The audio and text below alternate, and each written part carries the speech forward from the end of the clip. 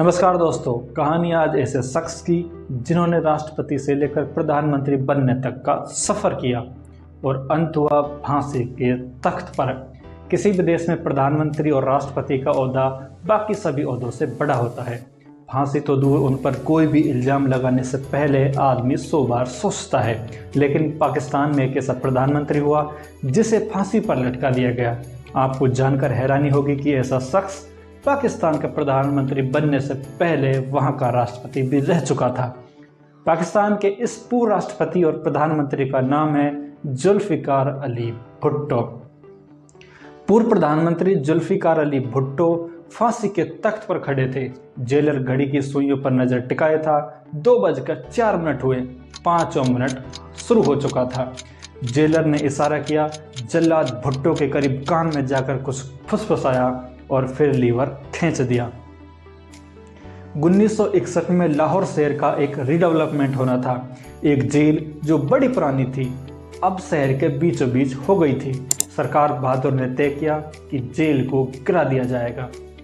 खूब सारे प्लॉट निकाले जाएंगे, एक बड़ी कॉलोनी बनेगी, खुशनुमा कॉलोनी।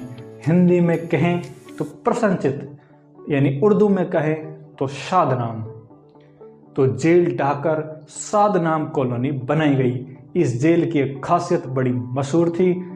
ये वही जेल जिसमें भगत सिंह को फांसी हुई। बहरहाल जेल ढह गई, कॉलोनी बनी। जिस जगह भगत सिंह ने अंतिम सांस ली थी, फांसी का वो तख्ता जहां था उस जगह कॉलोनी का चौराहा बना। ठीक तख्ते की जगह पर बनाया गया एक गोल चक्कर उस सादनाम चौक कहते हैं। इस सादनाम चौक पर एक मर्डर हुआ। एक कार को एम्बुश कर गोलियों चलाई गई। बचने की हर कोशिश बेकार हुई। शिकार की लाश गोल चक्कर पर गिरी। जुल्फ़िकार अली भुट्टो प्रधानमंत्री थे। संसद में भाषण देने को खड़े हुए तो एक सदस्य ने उन्हें रोककर चिल्लाने लगा। एक छोटी बोतल निकालकर जिसमें खून भरा था और साथ में लहराई एक खून से सनी कमीज। माननीय सदस्य का आरोप था कि पिछले दिनों सादनाम चौक पर उसके बाप की जो लाश गिरी, उस मर्डर के पीछे स्वयं प्रधानमंत्री भुट्टो का हाथ था। 20 नवंबर 1974 को संसद में यह सनसनीखेज खबर आरोप लगाने के बाद अहमद रजा कसूरी रुके नहीं। उन्होंने FIR भी दर्ज कराई। मकतूल यानी मोहम्मद अहमद कसूरी की हत्या की साजिश के लिए उनके बेटे की तहरीर पर लाहौर पुलिस ने प्राथमिकी दर्ज की। लेकिन भला PM के विरुद्ध जांच कौन करता? FIR धूल खाती रही। जुल्फ़िकार पाकिस्तान में डेमोक्रेटली चुने गए थे, सर्वशक्तिमान प्रधानमंत्री थे। अकेला ऐसा शख्स जो आर्मी के कंट्रोल में न था बल्कि आर्मी का बॉस भी था और कंट्रोल बनाए रखने के लिए सेनापति के पद पर अपना आदमी बनाना था। तो जब नया सेनाध्यक्ष चुनना था, उन्होंने सीनियरिटी के क्रम के 7वें लेकिन चमचागिरी में पहले रैंक अफसर को चुना। उसका नाम था जियाउल हक। ये चॉइस थोड़ी गलत कर दी जुल्फ़ी ने, क्योंकि 13 माह बाद ही जियाउल हक ने जुल्फ़िकार का तख्ता पलट कर दिया, मार्शल लॉ लगा दिया और जिया को करप्शन के इल्ज़ाम में जेल में ठूंस दिया। जुल्फ़िकार की पॉपुलरिटी तगड़ी थी। उनको जिंदा रहते जिया की सत्ता खतरे में थी। राह का कांटा निकालने के लिए बहाना चाहिए था।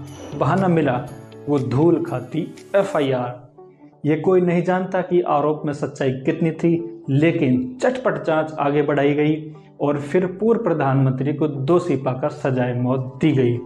ये समय था 18 मार्च 1978।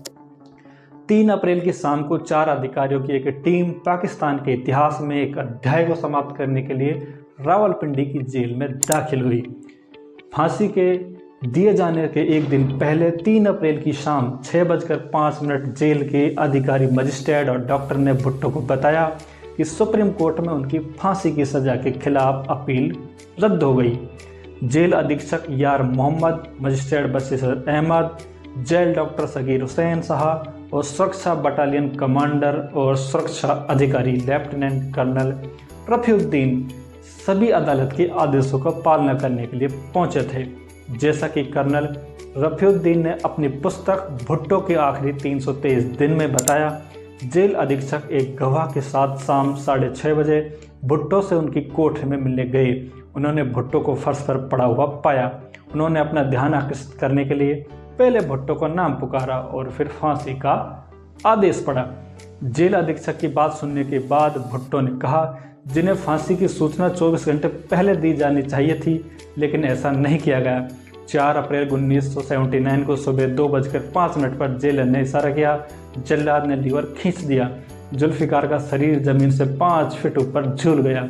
जिनके मर्डर के इल्जाम थे, फांसी हुई जिनको लाश सादनाम चौक के गोल चक्कर पर गिरी थी, वह मोहम्मद अहमद कसूरी एक समय ब्रिटिश गवर्नमेंट के अफसर हुआ करते थे। भगत सिंह के डेथ वारंट पर दस्तखत उसी कसूरी के थे। मेरा ये चैनल सब्सक्राइब करें और मेरे हर अपडेट आपको मिले, इसके लिए बेल आइकन जरूर दबाइएगा। आप सभी को मेरी ढेर सारी शुभकामनाएं।